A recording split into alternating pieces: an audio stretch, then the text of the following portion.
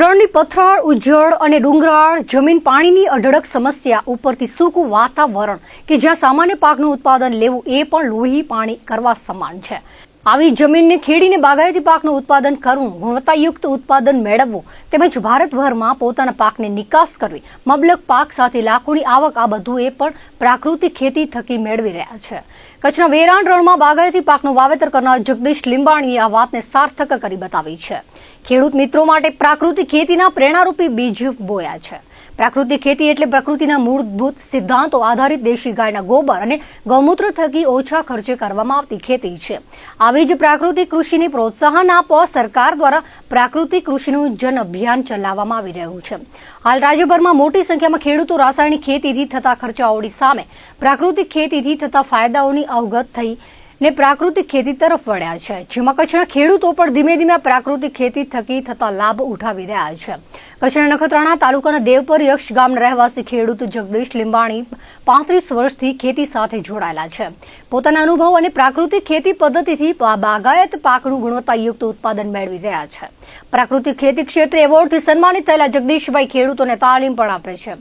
68 acre જેટલી વાડીમાં આચ્છાદન દ્વારા જમીનનું જતન, ટપક સિંચાઈથી પાણીનો પ્રમાણસર ઉપયોગ, યંત્રોનો જરૂર પૂરતો ઉપયોગ કરીને સખત મહેનત થકી કેરી, દાડમ અને ખારેક સહિતના ફળોનું ઉત્પાદન કરી નજીવા ખર્ચ સામે બમણી આવક મેળવી રહ્યા છે. ભારતભરમાં નાસિક, રાયપુર, વડોદરા, વિસનગર, અમદાવાદ, મોડાસર વગેરે શહેરોમાં નિકાસ કરી ત્યાંના લોકોને કચ્છનો ફળોનો મીઠો સ્વાદ ચખાડી રહ્યા છે. તેઓ જણાવે છે કે શરૂઆતમાં રાસાયણિક ખેતી પદ્ધતિથી ખેતી કરતા હતા, ત્યાર પછી બાગાયતી પાકની ખેતી કરવાની શરૂઆત કરી હતી. શરૂઆતથી તેઓ રાસાયણિક ખાતર અને દવાઓનો બહોળા પ્રમાણમાં વપરાશ કરતા હતા, તેથી ખેતીમાં ખર્ચનું પ્રમાણ વધી જતું હતું, જેથી આવક કરતા ખર્ચ વધી જતો, જેની સામે પૂરતા ભાવ મળતા ન હતા, તેથી ખોટ ભોગવવી પડતી હતી. રાસાયણિક ખાતરનો ઉપયોગ કરવાથી સૂક્ષ્મ તત્વોનું પ્રમાણ ઓછું થઈ જતું, જેના કારણે જમીનની ફળદ્રુપતા ઘટવા લાગી, તેમજ જમીનમાં ક્ષારનું પ્રમાણ વધતા પાકને ખૂબ જ નુકસાન થતું હતું. હું છેલ્લા 35 વર્ષથી ખેતીથી જોડાયેલો છું અને રાસાયણિક ખેતી કરતો હતો. એમાં મગફળી, કપાસ, રાયડો અને ઘઉંની ખેતી કરતો હતો. તેની અંદર ઉત્પાદન પણ સારું નહોતું અને આર્થિક નુકસાન હતું, અને સાથે સાથે જમીનમાં પણ નુકસાન થતું હતું.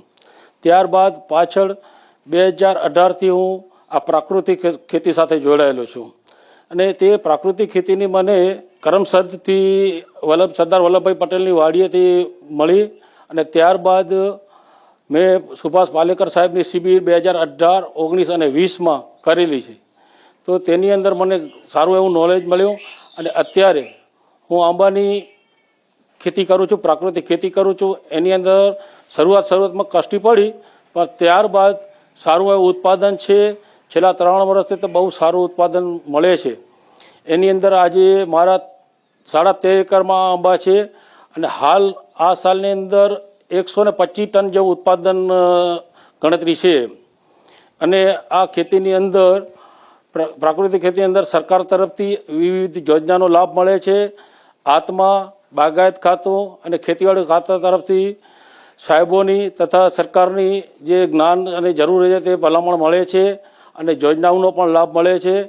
અને આ પ્રાકૃતિક કેસર કેરી અને ખારેકનું હું વેચાણ ગુજરાત તેમજ ગુજરાત બહાર, છત્તીસગઢ, નાસિક, અમદાવાદ, વડોદરા અને વિસનગરમાં વેચાણ કરું છું, અને મને એવો સારો નફો મળે છે. લખપત તાલુકાના જીએમડીસી લિગ્નાઇટ પ્રોજેક્ટ પાણદ્રો ખાતે ફરજ બજાવતા કર્મચારીનો વિદાય સમારંભ યોજાયો હતો. વી.આઈ. દેસાઈ છેલ્લા 23 વર્ષથી જીએમડીસીમાં નોકરી કરતા હતા. તેઓની બદલી કરવામાં આવતા વિદાય સમારંભ કાર્યક્રમ યોજાયો હતો. આ પ્રસંગે આસપાસના ગામોના રાજકીય, સામાજિક આગેવાનો, જીએમડીસી કર્મચારીઓ સહિત વેપારીઓ, યુનિયન હોદ્દેદારો ઉપસ્થિત રહ્યા હતા. વિદાય લેતા વી.આઈ. દેસાઈએ કરેલા કામો અંગે છાણાવટ કરવામાં આવી હતી. તેઓએ શાળા માટે ખૂબ સાથ સહકાર આપ્યો છે. જીએમડીસી દ્વારા આસપાસની ગ્રામ પંચાયતને આરોગ્ય, પાણી, શિક્ષણ, રોજગાર માટે ખૂબ સેવા આપી છે. સાથે તેઓ ઉત્તરોત્તર પ્રગતિ કરે તેવી શુભેચ્છા પાઠવાઈ હતી. જીએમડીસીના કર્મચારીઓની સાથે ગામડાના લોકોને ઉપયોગી થાય છે, અને CSR ફંડ હેઠળ વિકાસના કામો તેમજ રોજગારી માટે લોકો યાદ કરશે. વી.આઈ. દેસાઈને મોમેન્ટો આપી સન્માનિત કરવામાં આવ્યા હતા. નખત્રાણા તાલુકાના મથલ ડેમ વિસ્તારમાં રાજહંસ પક્ષી જોવા મળ્યું હતું. આ પક્ષી કચ્છના છારીઢંઢ વિસ્તારમાં શિયાળાની સિઝનમાં જોવા મળતું હોય છે. તે સિવાય આ પક્ષી ભાગ્યે જ કોઈ વિસ્તારમાં જોવા મળે છે. રાજહંસ પક્ષી ઉત્તર અમેરિકાના આર્કિટેક્ટના મૂળ વતની છે. ત્યાંથી કચ્છમાં આવે છે. નખત્રાણા વન વિભાગના વન રક્ષક ધીરજ વાઘેલાએ રાજહંસ પક્ષી વિશે માહિતગાર કર્યા હતા. તેમણે કહ્યું હતું કે મધ્ય એશિયામાં પર્વતીય સરોવરો પાસે હજારોની વસાહતોમાં પ્રજનન કરે છે અને દક્ષિણ એશિયામાં તે જમીનના માળામાં એક સમયે 3 થી 8 ઈંડા મૂકે છે. તે વિશ્વના સૌથી ઊંચા ઉડતા પક્ષીઓમાંના એક તરીકે જાણીતું છે. આ રાજહંસ પક્ષી મથલ ડેમ વિસ્તારમાં જોવા મળ્યું છે. ભુજ શહેરમાં રોડ રસ્તામાં પડેલા ખાડા કે વિવિધ કામો માટે ખાડાઓ ખોદવામાં આવ્યા હતા. તેને પૂરવા માટે આશરે 1 વર્ષ પહેલા આ કામગીરી માટે કામ આપવામાં આવ્યું હતું, પરંતુ કોન્ટ્રાક્ટરો દ્વારા ક્યાં ખાડા પૂરવામાં આવ્યા એ સ્પષ્ટ થયું નથી. અહીં દેખાતા કેટલા ખાડાઓ સ્પષ્ટ રીતે રોડ ઉપર અવરજવર કરતા લોકો વાહન ચાલકોને દેખાય છે. પ્રશાસનના જવાબદાર અધિકારી કર્મચારી કે કોન્ટ્રાક્ટરોને આ ખાડાઓ બાબતે ધ્યાન દોરવામાં આવ્યું છે, પરંતુ જવાબદારો દ્વારા આ ખાડા કામ કરવામાં આવી રહ્યા છે અને અધિકારીઓ કર્મચારીઓને આ ખાડા પૂરવા માટે કોઈ જ પ્રયત્નો કરવામાં આવતા નથી તેવું દેખાઈ રહ્યું છે.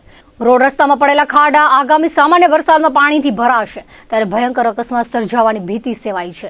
બીજું, જ્યાં પુલિયા કે નાલાના મોઢા પાસે સફાઈ કરવામાં આવે છે, પરંતુ અંદર સુધી પરિસ્થિતિ યથાવત રાખી દેવામાં આવે છે. મળતિયાઓ, કર્મચારીઓ કે કોન્ટ્રાક્ટરો સામાન્ય પ્રજાની ફરિયાદને ક્યાંય ગણકારતા નથી તેવા આક્ષેપો સ્થાનિકોએ કર્યા હતા. આ બાબતે કોઈ ધ્યાન આપવામાં આવતું નથી ત્યારે સત્વરે આ સમસ્યાનું નિરાકરણ લાવવામાં આવે તેવી માંગ સ્થાનિકોમાં ઉઠી છે.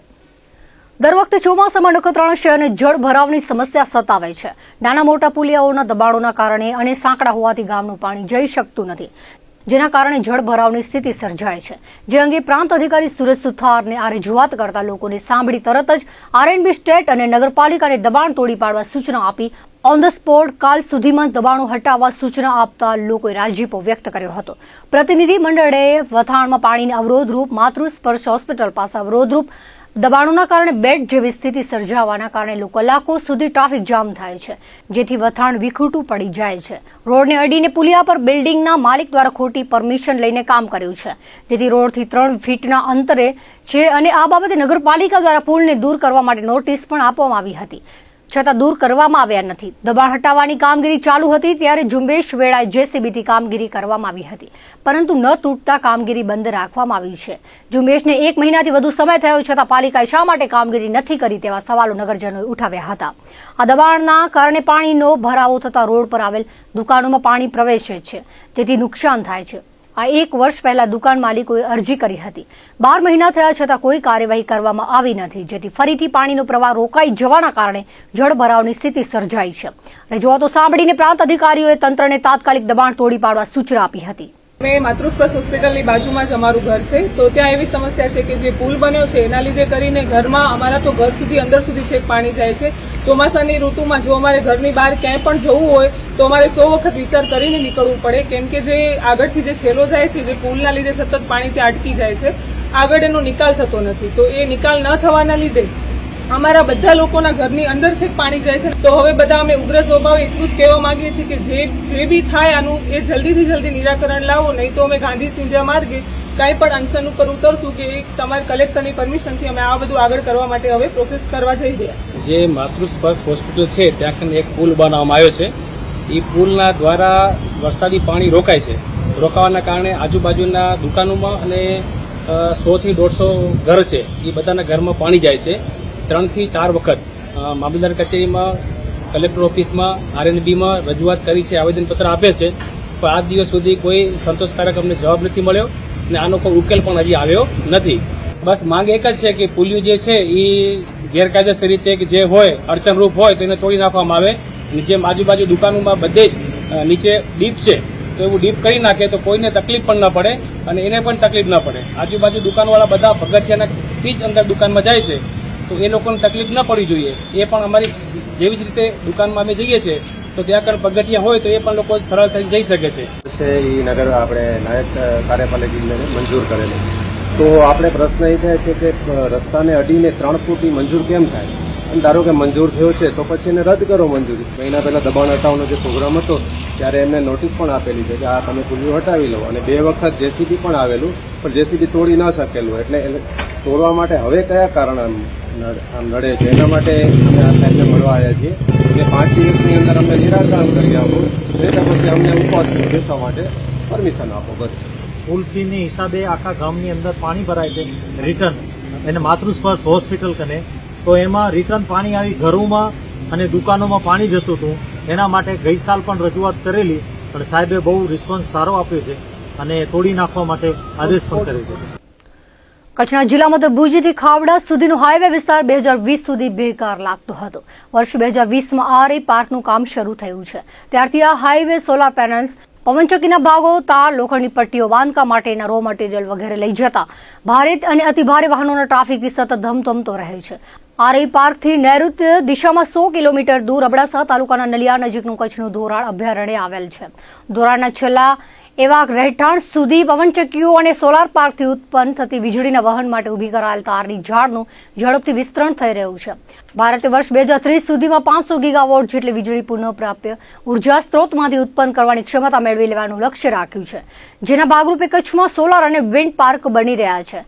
500 ગીગાવોટ વીજ ઉત્પાદનના લક્ષ્યને સિદ્ધ કરવાની દોડમાં ખૂબ જ દુર્લભ ગણાતા અને ગણ્યા ગાંઠ્યા જ બચેલા ધોરાડ પક્ષીઓ વિલુપ્ત થઈ જવાની ભીતિ વન્યજીવોના સંરક્ષણ માટે કાર્ય કરતા કર્મશીલો વ્યક્ત કરી રહ્યા છે. પવનચક્કીઓ અને સોલાર પાર્કના વિસ્તરી રહેલા માળખા વચ્ચે કચ્છમાં બચેલા છેલ્લા 4 ઘોરાડ પક્ષીનું શું થશે તેની ચિંતા ફેલાઈ છે. નોંધનીય છે કે અબડાસામાં આવેલું ઘોરાડ અભયારણ્ય 2 ચોરસ કિલોમીટરના ઘાસના મેદાનમાં ફેલાયેલું છે. ઘોરાડ પક્ષી માટે ગુજરાતના કાયદાથી રક્ષિત આ છેલ્લું રહેઠાણ છે. ઉલ્લેખનીય છે કે એક સમયે ઘોરાડ પક્ષી આંધ્રપ્રદેશ, તેલંગાણા, કર્ણાટક જેવા દક્ષિણ ભારતના રાજ્યો, મધ્યપ્રદેશ, મહારાષ્ટ્ર, ગુજરાત અને રાજસ્થાનમાં જોવા મળતા હતા. પરંતુ છેલ્લા થોડા દાયકાઓ દરમિયાન ઘોરાડની વસ્તી ઘટી છે. વાઇલ્ડ લાઇફ ઇન્સ્ટિટ્યૂટ ઓફ ઇન્ડિયાના અંદાજ મુજબ દુનિયામાં માત્ર 150 જેટલા જ ઘોરાડ બચ્યા છે. વસ્તીમાં આટલી તીવ્ર ઝડપે ઘટાડાના કારણે 2011માં International Union for Conservation of Nature નામની વૈશ્વિક સંસ્થાએ ઘોરાડને વિલુપ્તિના આરે પહોંચેલી પ્રજાતિઓની યાદીમાં મૂક્યા હતા. કચ્છના સફેદ રણની અલૌકિક સુંદરતાએ દેશ વિદેશમાં સહેલાણીઓને ઘેલું લગાડ્યું છે. દર વર્ષે કચ્છના સફેદ રણના સૌંદર્યને માણવા આવતા પ્રવાસીઓની સંખ્યામાં ઉત્તરોત્તર વધારો થઈ રહ્યો છે. દર વર્ષે આયોજિત થતા કચ્છ રણોત્સવનો દેશ વિદેશમાં સહેલાણીઓને ઇંતજાર રહેતો હોય છે. ત્યારે આ વર્ષે 23મી ઓક્ટોબરથી કચ્છ રણોત્સવ શરૂ થવાની વિધિવત ઘોષણા કરવામાં આવી છે. વર્ષ 2025-26ના રણોત્સવ માટેનું બુકિંગ શરૂ થયું છે. આ વર્ષે કચ્છ રણોત્સવનો સમયગાળો વધારવામાં આવ્યો છે. 23મી ઓક્ટોબરથી શરૂ થયા બાદ 4 માર્ચ 2026ના રણોત્સવનું સમાપન થશે. ગત વર્ષે 8 લાખ જેટલા પ્રવાસીઓએ કચ્છના સફેદ રણનું સૌંદર્ય માણ્યું હતું. દર વર્ષે નવા આકર્ષણો ઉમેરવામાં આવતા હોય છે. રણોત્સવની તારીખોની ઘોષણા સાથે પ્રવાસન વિભાગ સાથે સ્થાનિકે તંત્રએ પણ તૈયારીઓ શરૂ કરી છે. રણોત્સવના માધ્યમથી સ્થાનિક તંત્રને પરમિટ ફી પેટે માતબર આવક થાય છે. સાથે સ્થાનિકે પણ લોકોને સારી રોજગારી મળી રહે છે. સામાન્ય રીતે ચોમાસા બાદ ધોરડોના સમગ્ર રણ વિસ્તારમાં વરસાદી અને દરિયાના ખારા પાણી ભેગા થતા હોવાથી તડકામાં પાણી સુકાયા બાદ નમકની ચાદર પથરાય છે. ગત વર્ષે ઓક્ટોબર મહિનામાં પાણી સુકાવા લાગ્યા, પરંતુ વોચ ટાવર આસપાસના વિસ્તારમાં ક્યાંય સફેદ નમક જોવા મળ્યું ન હતું. માત્ર કાળી માટી જોવા મળી હતી. જ્યારે 2 દાયકા પહેલા રણોત્સવ ન યોજાતું ત્યારે મીઠાનું સ્તર 2 થી 3 ફૂટ જેટલું હતું. જોકે હવે સ્તર સતત ઘટી રહ્યું છે. ગત વર્ષે યોજાયેલા રણોત્સવમાં આંગળીના ટેરવે મીઠાનું પડ હટીને રણની કાળી માટી જોવા મળતી હતી. અખબારી અહેવાલો ઉજાગર થયા બાદ તત્કાલીન કલેક્ટર અમિત અરોરાએ તપાસ સમિતિ નીમી હતી. જોકે આ ટીમ તપાસ કરવા જાય ત્યાં ફૂલ વરસાદ પડતા રણમાં ફરી પાણી ભરાઈ ગયા હતા, જે બાદ ટીમ તપાસમાં ગઈ હતી. જોકે પ્રાથમિક દ્રષ્ટિએ રણમાં આવેલી કંપનીઓ દ્વારા પ્રદૂષિત પાણી છોડી દેવામાં આવતા હોય કુદરતી પાણી સાથે રણનું દૂષિત પાણી મિક્સ થતા મીઠું બનવાની પ્રક્રિયામાં અવરોધ ઉભો થયો હતો. જોકે આજ દિન સુધી કંપનીઓ સામે કોઈ પગલાં લેવામાં આવ્યા નથી. ઉલટાનું તંત્ર દ્વારા ગત વર્ષે પ્રવાસીઓ પર અનેક પાબંદી લગાડવામાં આવી હતી, જેમાં સમગ્ર રણ વિસ્તારમાં વાહનો લઈ જવા પર પ્રતિબંધ ફરમાવાયો હતો. છતાંય કેટલાક લોકો ગાડીઓ લઈ સફેદ રણમાં ઘૂસી ગયા હતા. આ ઉપરાંત પ્રવાસીઓ માટે હોપ ઓન હોપ ઓફ બસ સેવા શરૂ કરાઈ હતી, જેમાં સબરસ બસ સ્ટેશનથી વોચ ટાવર સુધી એસટી બસોના ફેરા થયા હતા. રણમાં અલગ અલગ સ્થળોએ કચરા પેટી રાખવા સાથે સફાઈ પર ધ્યાન રાખવામાં આવ્યું હતું, જેથી થોડી ઘણી સુંદરતા ટકી રહી હતી. અદાણી ગ્રુપના ચેરમેન ગૌતમ અદાણીના જન્મદિવસ પ્રસંગે અદાણી ફાઉન્ડેશન તેમજ જનસેવા સંસ્થા મુન્દ્રા દ્વારા સેવાકીય પ્રવૃત્તિઓનું આયોજન કરવામાં આવ્યું હતું. અંતર્ગત મુન્દ્રા શહેર તેમજ આજુબાજુના વિસ્તારમાં આવેલી ગરીબ વસાહતના બાળકોને ગુજરાતી ભોજન સાથે મીઠાઈઓ પીરસવામાં આવી હતી. ચોમાસું બેસી જતા ખુલ્લા ઝૂંપડામાં રહેતા જરૂરતમંદ લોકોને આજના દિવસથી તાલપત્રી વિતરણ કરવામાં આવી હતી. શહેરના જરૂરતમંદ પરિવારોની જીવન વપરાશની રાશન કીટનું વિતરણ કરવામાં આવ્યું હતું. તેમજ જીવદયા ક્ષેત્રે વિવિધ સેવાકીય પ્રવૃત્તિઓ હાથ ધરાઈ હતી. આ પ્રસંગે મુન્દ્રાની જનસેવા સંસ્થાના રાજ સંઘવીએ અદાણી ગ્રુપના પદાધિકારીઓનું સ્વાગત કર્યું હતું. અદાણી પોર્ટના એક્ઝિક્યુટિવ ડાયરેક્ટર રક્ષિત શાહે જણાવ્યું જણાવ્યું હતું કે માનવ સેવા એ જ પ્રભુ સેવા છે અને છેવાડાના દિન દુખિયા લોકો સુધી પહોંચી સેવા કરવી એ જ ઉત્તમ જન સેવા છે. ઉલ્લેખનીય છે કે અદાણી ગ્રુપ દ્વારા જનસેવાના માધ્યમથી ઠંડીમાં ગરમ ધાબળા, ચોમાસામાં તાલપત્રી તેમજ વિવિધ સેવાકીય પ્રવૃત્તિઓમાં સહયોગ મળતો રહ્યો છે. ભુજના ભીડગેટ વિસ્તારમાં આવેલ કમલાણી ફળિયામાં ખાખીસા પીર વલીના ઉર્સની ઉજવણી કરવામાં આવી હતી, જેમાં તાજપોશી, ચાદરપોશી સહિતના કાર્યક્રમોનું આયોજન કરવામાં આવ્યું હતું. કોમી એકતાના પ્રતીક એવા ખાખીસા પીર વલીની 450 વર્ષ પૌરાણિક દરગાહ છે. દર વર્ષે યોજાતા ત્રિદિવસીય ઉર્સમાં હિન્દુ મુસ્લિમ ભાઈ બહેનો ઉત્સાહભેર જોડાય છે. આ વર્ષે 14, 15 અને 16 જૂનના ખાખીસા પીર વલીની ઉર્સની ઉજવણી કરવામાં આવી હતી, જેમાં માનવજ્યોત સંસ્થાન પ્રબોધ મુનવર સહિતના આગેવાનો ઉપસ્થિત રહ્યા હતા. કોમી એકતા અને ભાઈચારા સાથે ચાદરપોશીનો કાર્યક્રમ યોજાયો હતો. ભુજની ઐતિહાસિક દરગાહ આસ્થાનું કેન્દ્ર માનવામાં આવે છે. ઉર્સ નિમિત્તે રાજકીય અને સામાજિક આગેવાનો દ્વારા શુભેચ્છા સંદેશ પાઠવવામાં આવ્યો હતો. ખાખીસા પીરની દરગાહે દર વર્ષે હિન્દુ મુસ્લિમ ભાઈ બહેનો સાથે મળીને ઉર્સની ઉજવણી કરે છે. ભુજ શહેર ભીડગેટ વિસ્તારમાં કમલાણી ફળિયા આવેલું છે અને એમાં ખાખીસા પીર વલીની દરગાહ આવેલી છે, જે લગભગ 450 વર્ષ ઉપરની આ દરગાહ અહીં છે. દર વર્ષે તાજપોશીનો કાર્યક્રમો છે ત્યારે મને પણ એમાં સહભાગી થવાનો મોકો મળે છે. કોમી એકતા અને ભાઈચારા સાથે દર વર્ષે ચાદર પોશીનો કાર્યક્રમ યોજાય છે, જેમાં હિન્દુ મુસ્લિમ સર્વે ભાઈઓ સાથે મળીને આ કાર્યક્રમની ઉજવણી કરતા હોઈએ છીએ. કમલાણી ફળિયામાં આ જૂની દરગાહ છે અને એક આસ્થાનું કેન્દ્ર છે અને કોમી એકતા અને ભાઈચારા સાથે દર વર્ષે તાજપોશીનો કાર્યક્રમ સાથે મળીને ઉજવવામાં આવે છે. પીર ખાખીસા વલીનું ઉર્સ છે 3 દિવસનો, 14, 15 ને 16. 14 તારીખના નિશાન હતો. આજે 15 તારીખના ચાદરપોશીનો કાર્યક્રમ હતો, જે દર વર્ષે અમે અહીંયા યોજતા હોઈએ છીએ, જેની અંદર સર્વે હિન્દુ મુસ્લિમ દરેક ભાઈઓ, રાજકીય આગેવાનો સાથે મળી ને ચાદરપોશીની અંદરમાં સામેલ થતા હોય છે. જેમાં આજે પ્રબોધભાઈ મુનવર, અમારા વિસ્તારના આગેવાનો, અમારા વોર્ડ નંબર 3ના કાઉન્સિલર કિરણભાઈ ગોરી અને રાજકીય આગેવાનો તરફથી મને શુભેચ્છા સંદેશ મોકલવામાં આવ્યું છે.